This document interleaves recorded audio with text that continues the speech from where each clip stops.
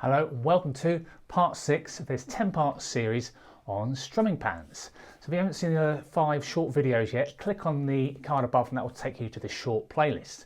So in this week's lesson we're going to be looking at really common semiquaver or 16th note one beat patterns. This will be really useful. There's millions of songs out there that just use a combination of these 16th note patterns. So once you've learned all these, and in the next video we'll look at combining a lot of these, then you can just be able to play so many of your favourite songs, and it will just really improve your strumming playing to allow you to play lots of different genres, etc, etc. And also for other instruments as well. These patterns are universal, so if you're playing the piano or the drums, you can use these and take this knowledge with you to other instruments. So let's take a look at, we're going to go through 8 really common patterns, again some more common than others, that you're going to really want to know how to count and play, and then again you can use it in your solos as well. So let's take a look at pattern 1. So we're going to do chord wise, we're going to do D major, and then we're going to do an A sus4 chord.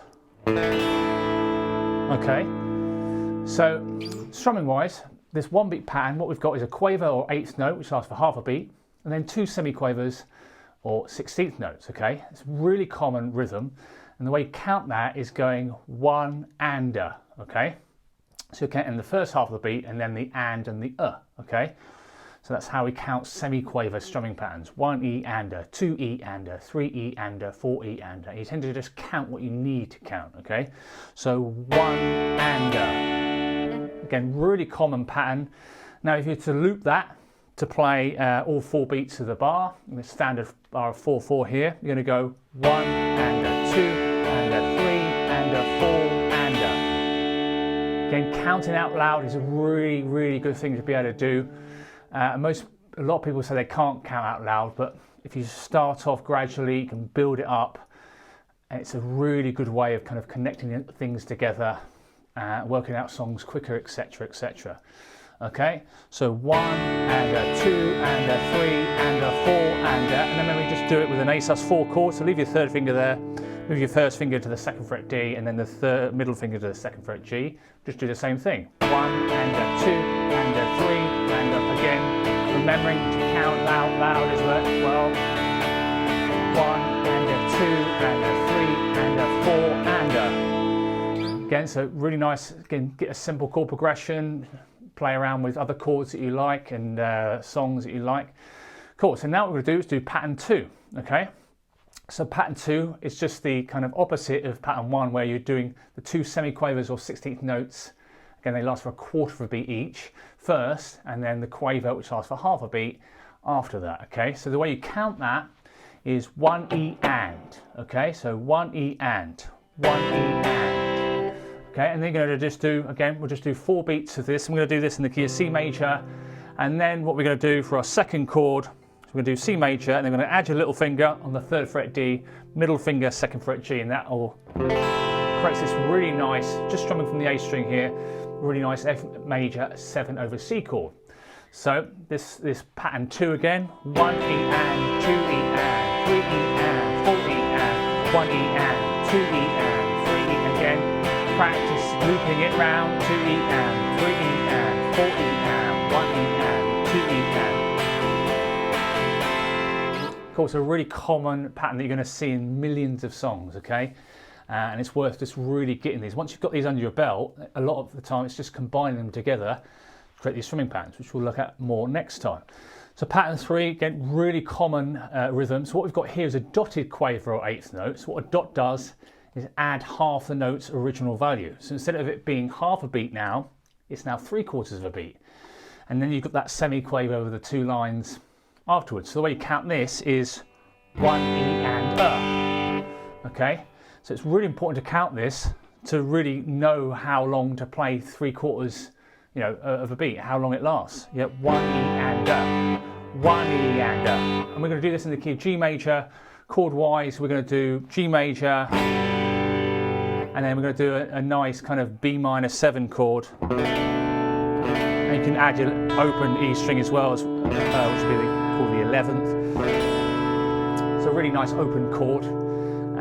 So 2, 0, 2, 3, 0, root note on the A string. So we're going to do this one beat pattern, really common, 1E and okay, 1E and 2E and it really gets you used to playing notes that only last for 3/4 of a beat. Again, you see this all over the pop and rock catalogue of music. Okay, so G major, B minor 7 using pattern 3. 1E and 2E and 3E and 4E and 1E and 2E and 3E and 4E and 1E and 3E and 4E and 1E and 2E and 3E and 4E and again, really common. Again, you're not going to have songs that just use this rhythm all the way through. You might have one beat of one pattern, then combine it with another beat, and then you might have ties and rests and things like that we've also looked at in previous lessons. Okay, but it's really good to just get these one beat patterns into your head straight away. So now we'll do the next ones. This is going to be pattern 4. I call this the All Right Now rhythm. So if you're familiar with the song 1, 2, All Right Now by Free, it's this rhythm here. It's that 1E and 1E and So what's happening here is you're playing, we're going to play a D minor 7 chord. So 0, 2, 1, 1, bar the first fret on the B and the E strings.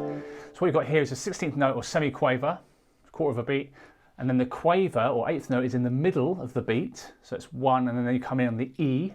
So 1E, and then that's also the and. Again, think about our 1E and the 4 kind of quarters of the beat. 1E and then on the we've got another semiquaver.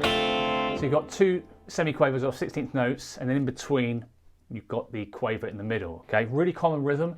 1E and 1E and Again, count it out loud. Really, really going to benefit your rhythm and sight reading.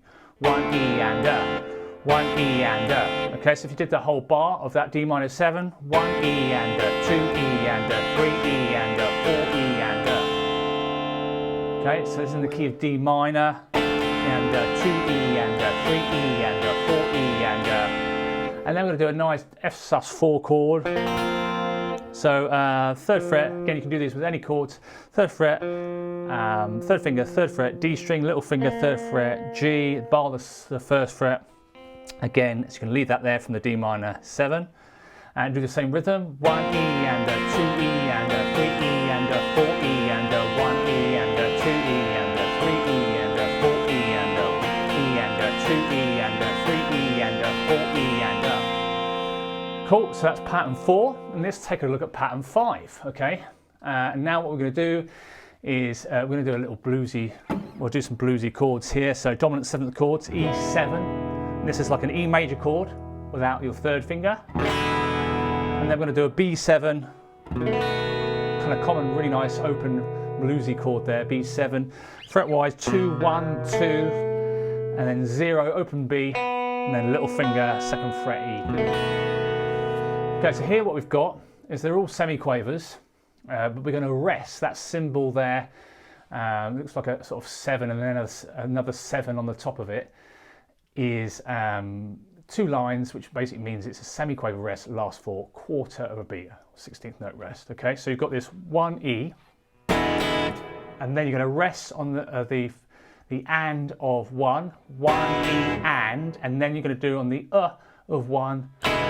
Going to do an upstroke on the E7. So 1E and 2E and 3E and 4E and That makes sense? Okay, so 1E and 2E and 3E and 4E and So what you got here, you've got to remember to mute your strings with your strumming hand. Okay, so 1E and 2E and 3E and 4E and Okay, so it's another layer of coordination there. And then we're going to go B7, do the same thing. 1E and 2E and 3E and 4E and then just looping that round. 1E and 2E and 3E and 4E and 1E and 2E and 3E and 4E and Cool, so again, this is another layer of coordination there, but really good thing to practice. Cool, so now the next one, pattern 6. What we're going to do here is you're going to semiquaver rest at the start of the bar. So that's the 1. So it's a little bit more challenging because you're having to count but not play. So here, what you've got, middle finger 3rd fret, low E, and then you're going to bar the D, the G and the B strings with your 3rd finger. Okay, so it's G minor 7, just a nice nice sort of changing the chords here. Again, play it. If you're not comfortable with these chords, just try have a go with some basic open chords just to practice all these rhythms, and then go on to bar chords, power chords, etc. So here what we've got, semiquaver rest to start with, and then it's semiquaver upstroke. Okay, so 1 E and, okay, 1 E and, 1 E and. Okay, so really nice, again, common pattern. You're going to get used to rests in rhythms and ties as well. So 1 E and, 2 E and, 3 E and, 4 E and. Okay, and then we're going to go to a B flat sus2. So fret wise, going to bar the 1st fret from the A string, 3rd finger 3rd fret D, little finger 3rd fret G.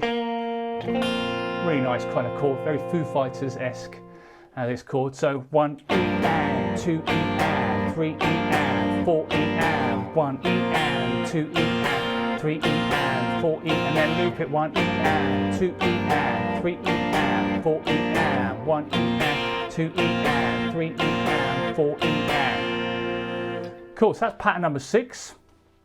And again, you'll come across some of these more than others, especially the first kind of 4 patterns.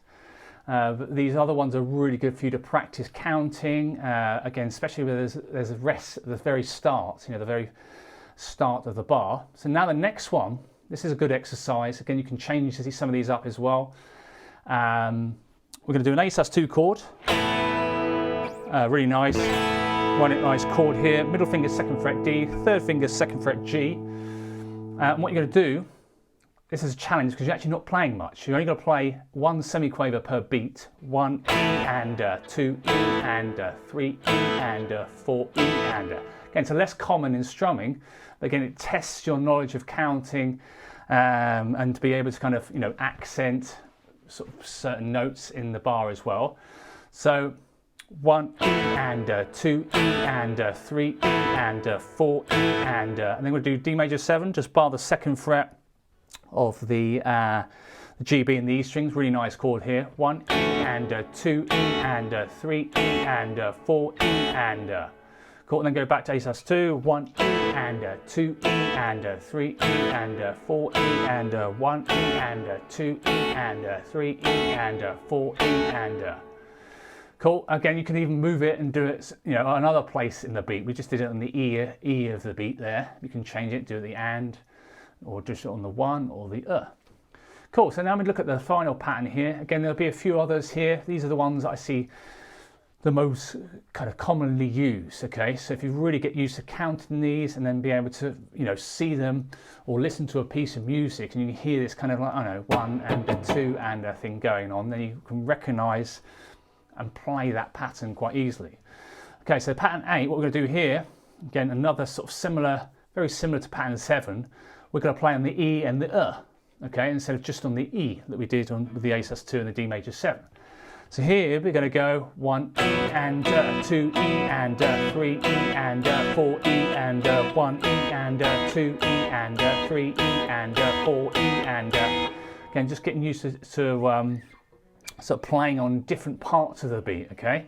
1 E and 2 E and 3 E and 4 E and 1 E and. So the first chord was a B sus4, 2 4 4 0 0. Think of that as a power chord, a B5 power chord with the open B and the E strings. E major 7, really nice chord. That's going 2 4 4 4, barring the G, B and E strings with your 3rd finger there. Again, so here we're just playing, we're resting on the 1st quarter of a beat and 3rd quarter of a beat and playing on the 2nd and the 4th, so the E and the 1 E and 2 E and 3 E and 4 E and 1 E and 2 E and 3 E and 4 E and 2 E and 3 E and 4 E and 1 E and 2 E and 4 E and. Cool, so that's all the 8 patterns that I think would be really worthwhile you learning. So you can practice those as much as possible, loop them round, etc., etc. So all these tabs are made in a great, so all the tabs you can see on the screen here, they're all made in a great program called Guitar Pro. So if you'd like to get hold of any of these, I'm currently redoing my website, Jsmusicschool.co.uk, so you'll be able to get these Guitar Pro files from the shop there. And also, if you weren't interested in Guitar Pro, you can get them in Guitar Tab PDF, just a standard PDF format. Guitar Pro is great. Again, relatively inexpensive. I'm not paid to sort of promote them or anything like that. So what's great about that is Guitar Pro, you can sort of loop sections around, slow it down, speed it up, etc. So great practice tool. So keep an eye out for when the website is done. It's taking a while because it's a big project. Be able to get all these files, or any of the files you want, via the shop section on jsmusicschool.co.uk when that's ready. So thanks very much for watching the video. Hope you found it useful. Any comments or suggestions, let me know below. If you haven't already, please subscribe and hit that bell icon for notification and give it a big thumbs up. So thanks again for watching, and I'll see you next time. Cheers, bye.